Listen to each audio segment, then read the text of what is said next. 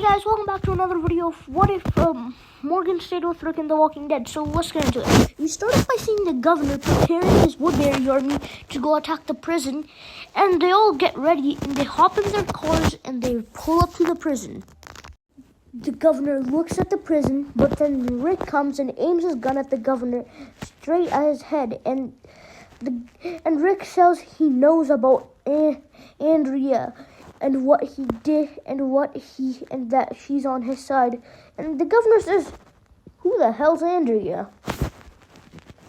And Rick at first is confused, but he says, "Don't play dumb. You know what it is. He's already killed Garchulio, and he's gonna kill the rest of you if he doesn't come out and tell the truth." And Herschel comes, and he's like, "We can all stop this and live in peace without ever running in each other's way." And he just goes on with a speech about how they shouldn't fight, and the governor thinks about it for a moment. But then the governor says, "Why should I do that when I could just take this place all for myself and kill you?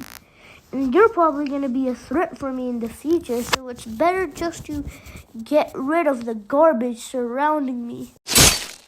Michonne stabs Herschel in the neck, and this chops off Herschel's head, and Herschel's head falls to the ground. But then from behind comes Carl, shoots Michonne in the head.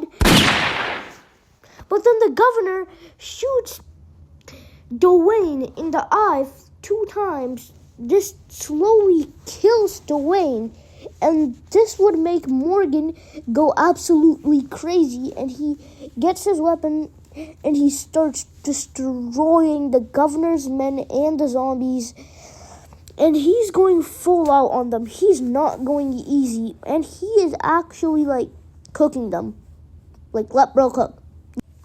And Morgan starts absolutely destroying, but then Daryl kills a walker behind Morgan, and Morgan completely just ignores every walker near him. He's just trying to get to the governor, and we see Merle, Oscar, and also Maggie trying to shoot the governor because Oscar and Merle are just trying to help Maggie because Michonne and the governor just killed her dad, Herschel. Anyways, Rick and Daryl both go running to the governor, and they start fighting with the governor. And in the fight, walkers start coming, and the governor is just about to get bitten, and there's nothing he can do. But then Dale shoots the walker near the governor, and he starts shooting the walkers near the governor, and the governor is shocked. Why would this old man save him? But then one of the governor's men, Crowley, come, and he puts his gun at Dale, and he's about to shoot, but then the governor shoots Crowley to death, and the governor looks at Dale, and he thanks him. And the governor remembers who he was before the zombie outbreak started. And Dale says he might have saved him, but that doesn't matter because how they treated and how they killed Dwayne and how Herschel died, Amy, so many of their people died because of the governor. And Dale tells the governor to leave, and they won't ever see each other ever again. And the governor's men, Martinez, says him and Shumpert want to stay at the prison because the governor's a bit dangerous to stay with because he killed so many people.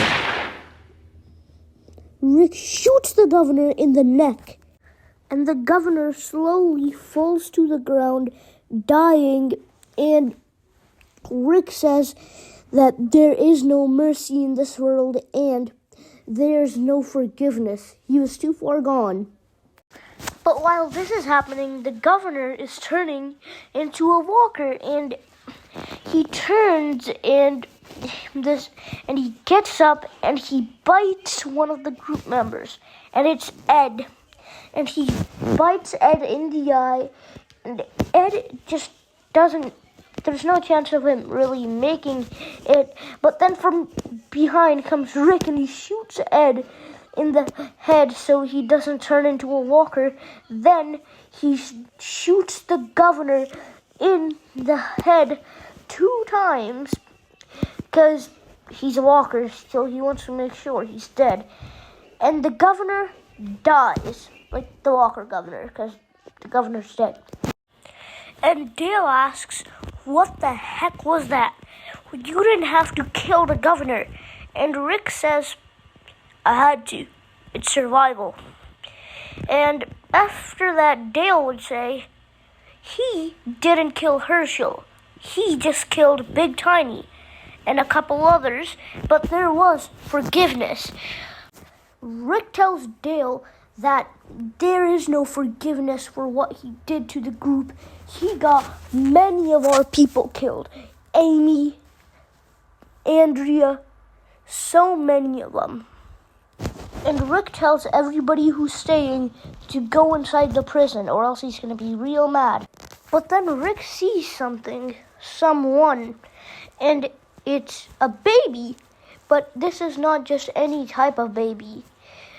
Carl's holding that baby, and he seems sad. And then Rick asks Carl what happened, and Carl, he'd say, Mom didn't make it. Mom didn't make giving birth to Judith, but Judith made it. Means Carl has a sister, but no mother. And we see Daryl, who's been quiet, and he tries to comfort Rick. It works a little, but Rick, he just walks off into the distance. But Merle would tell Daryl to just give him some time alone and just let him be who he is for a while. Shumpert would tell the group they should go to Woodbury, and that place is more safer than the prison. But then, out of nowhere, 3 people come. Those being a man named Abraham with a gun. He says he's in the military. A girl named Rosita, and a scientist named Eugene. And Abraham says Eugene knows the cure, and he knows how to make it, but they just need some help from you guys. Possibly could help us make the cure. And then Rick comes back and he sees the prison is basically all destroyed because of the governor attack. So he decides that him and the group are going to help Rosita, Eugene, and Abraham. So the group pack their bags and leave the prison behind and encounter some walkers, but they kill them easily. But that will be it for today, everybody. I hope you guys enjoyed, and bye-bye!